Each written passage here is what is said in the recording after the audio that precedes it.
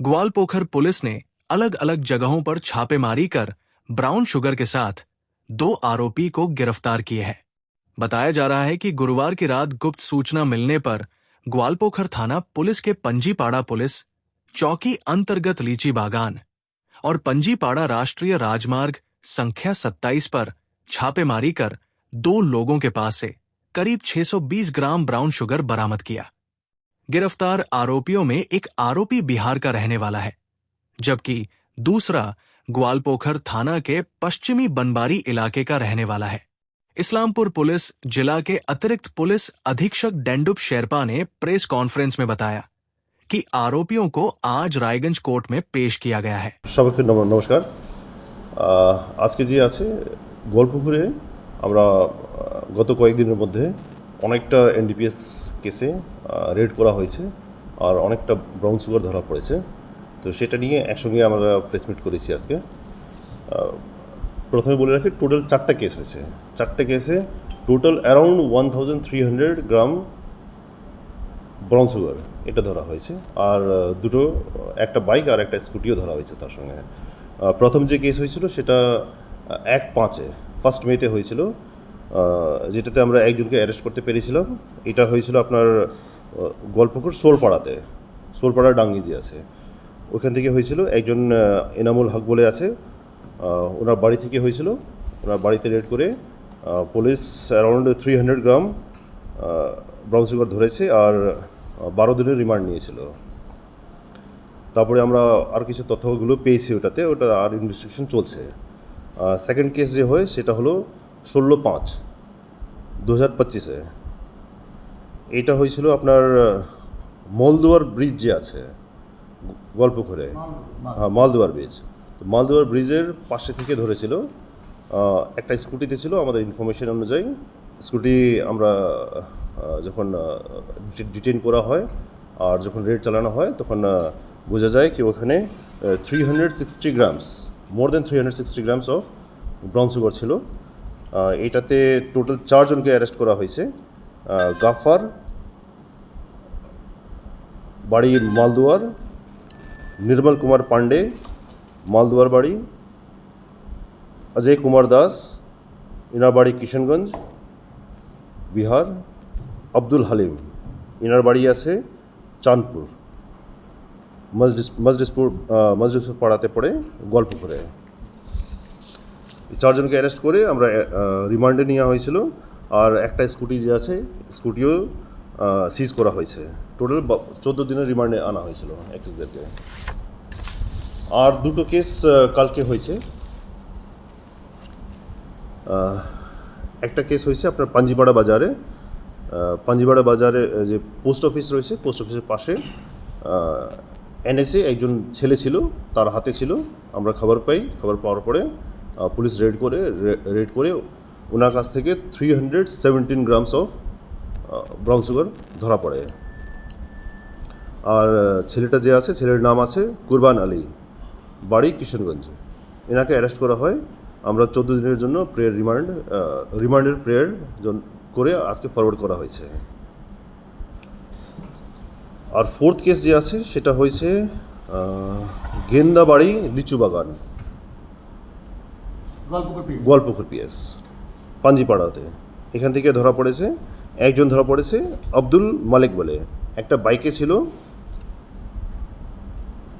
As per information bike detain করা হয় আর যখন ধরা পড়ে তখন আমরা পেয়েছি total 303 grams of brown sugar.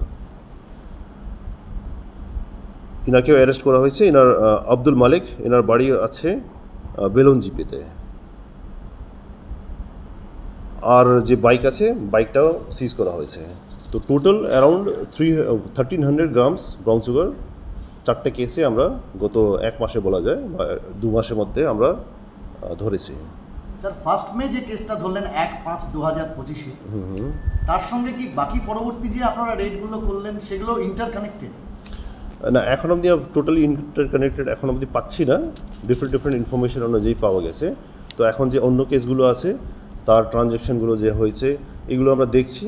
যদি ইন্টারকানেকশন কিছু পাই তাহলে আমরা আপনাদেরকে জানাবো, কিন্তু এখন অবধি আমরা টোটালি ইন্টারকানেক্টেড এখন অবধি পাওয়া যায়নি। কতজনকে অ্যারেস্ট করা হয়েছে?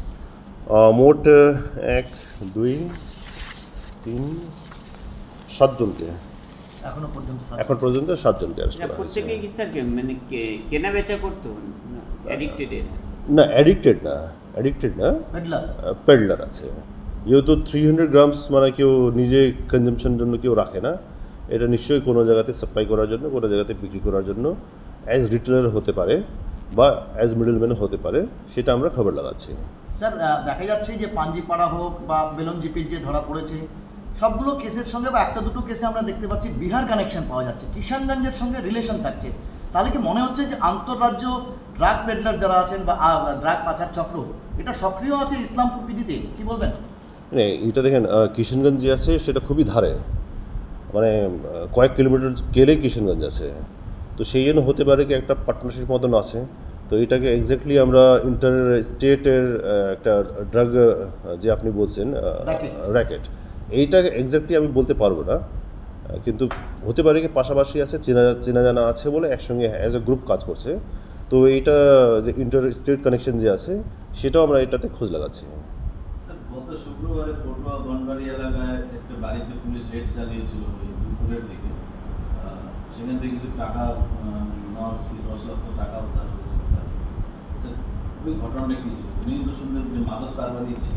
এই যে প্রথম মেতে যে কেস হয়েছিল যেটাতে ইনামুল হক এরা যে অ্যারেস্ট হয়েছিল, এই কেসে আমরা আরও কিছু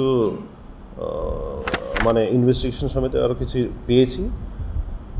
ওইখানে জাহারুলের নাম পাওয়া গেছিলো, ওই হিসাবে যখন ওনার বাড়িতে রেড করা হয় ওখানে আমরা অ্যারাউন্ড 9,50,000 ক্যাশ পেয়েছি, আর একটা যে মানে টাকা কাউন্টিং করার যে মেশিন হয় সেটা পাওয়া গেছে, তো সেটা আমরা সিজ করেছি। স্যার বলছি যে এই মনে করুন যারা ধরা পড়ছে একদম লাগাতার গোয়ালপুকুর পুলিশের স্টেশনের অধীনে এতগুলো 7 জন লোক ধরা পড়লো, অর্থাৎ দের ইজ মতলব রেকলেস হচ্ছে প্যাডলিং অফ ড্রাগ এটা হচ্ছে। আপনারা শুদ্ধি চালাচ্ছেন ইসলামপুর পিডি থেকে, যারা ধরা পড়ছে এনডিপিএস অ্যাক্টে ভারতীয় দণ্ডবিধি বলেন বা বিএনএস বলেন, দুটোতেই কঠোর সাজার প্রভিশনস আছে। বেকার যুবক দেখা যাচ্ছে অনেকে, তারা হচ্ছে এটাতে যাচ্ছে, তো সব কিছু শাস্তি হবে জেনেও তারা এই প্যান্ডিংয়ের সঙ্গে যুক্ত হয়ে যাচ্ছে কেন? শর্টকাট কি আয়ের রাস্তা খোঁজার চেষ্টা করছে তারা, কি বলবেন? এটা সবসময় রয়েছে, সব সোসাইটিতে রয়েছে, সব সোসাইটিতে ক্রাইম থাকে, তো এইটাও একটা ক্রাইমের একটা ধরন। আর সেই জন্য আমরা একটা শুদ্ধি বলে একটা প্রকল্প চালিয়েছি, যেটাতে আমাদের শুধু অ্যাওয়ারনেস না, আমাদের রেডও রয়েছে। তো তারই একটা পার্ট এটা যে আপনি 7 জন ধরেছি আমরা গত 2 মাসের মধ্যে, আর যে একটা huge quantity of brown sugar seize করা হয়েছে সেটা তারই একটা পার্ট। আর তার সঙ্গে আমরা অ্যাওয়ারনেসগুলো প্রোগ্রামগুলো বিভিন্ন জায়গাতে করি, আপনারা অনেকটা কভারও করেছেন এর আগে, আর আমাদের ফিউচারে আরও এটা যে রেড আর অ্যাওয়ারনেস যে আছে দুটোই খুব ইন্টেন্সিফাই হবে। গতকাল আপনার হচ্ছে ডে এগেইনস্ট আমাদের ড্রাগ অ্যাবিউজ এবং সেই সঙ্গে হচ্ছে ইলিসিট ট্রাফিকিংয়ে নিয়ে আপনার পুলিশ জেলার পক্ষ থেকে ছাত্রছাত্রীদের ইনভলভ করে নিয়ে র্যালি করেছেন, বিভিন্ন থানাতে হয়েছে ইসলামপুর পিডির অন্তর্গত। এই যে আপনারা হচ্ছে সচেতনতা শিবিরগুলো করছেন, কতটা মানুষ হচ্ছে এটাতে হচ্ছে আপনার হচ্ছে লাভবান হচ্ছে বা অ্যাওয়ারনেসটাকে আপনারা জাগাতে পারছেন? এই যে মনে করেন যে যারা টিনেজার, তারা বিভিন্ন কারণে, ফ্রাস্ট্রেশনের কারণে হোক, আনএমপ্লয়মেন্টের কারণে হোক, বা মনে করেন যে কখনো চক্রের কারণে ইসে পড়ে গিয়ে তারা হচ্ছে ড্রাগ অ্যাডিক্টেড হচ্ছে, কতটা কার্যকরী হচ্ছে আপনাদের এই প্রচার অভিযানগুলো? প্রচার অনুষ্ঠানগুলো কত কার্যকারী হচ্ছে সেটা আমরা খুব বেশি এভাবে করতে পারি না। এটা কোয়ালিটেটিভ জিনিস যদি আমরা বলি কি এটা খুব কার্যকারী হচ্ছে, সেটা ভুল, বা কার্যকরী হচ্ছে না সেটা আমার বলার সম্ভব নেই। কিন্তু এটাতে আমরা খুব অ্যাপ্রিসিয়েশন পাচ্ছি পাবলিকের কাছ থেকে, নট অনলি ফ্রম মিডিয়া, পাবলিকের কাছ থেকে পাচ্ছি।